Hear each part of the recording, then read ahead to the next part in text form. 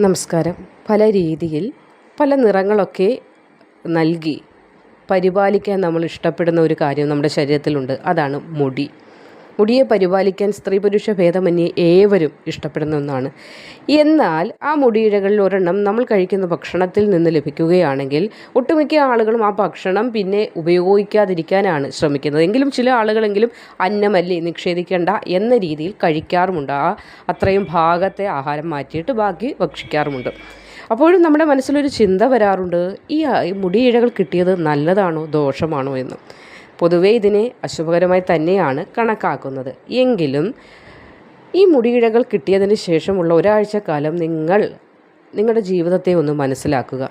ആ ഒരാഴ്ചക്കാലത്തിനുള്ളിൽ എന്തെങ്കിലും ശുഭകരമായ കാര്യങ്ങളാണോ എന്തെങ്കിലും അശുഭകരമായ കാര്യങ്ങളാണോ സംഭവിച്ചത് എന്ന് മനസ്സിലാക്കുമ്പോൾ അതിൽ നിന്ന് തന്നെ നിങ്ങൾക്ക് ഇത് ശുഭമാണോ അശുഭമാണോ എന്നതിനുള്ള ഉത്തരം കൂടി ലഭിക്കുന്നതാണ്.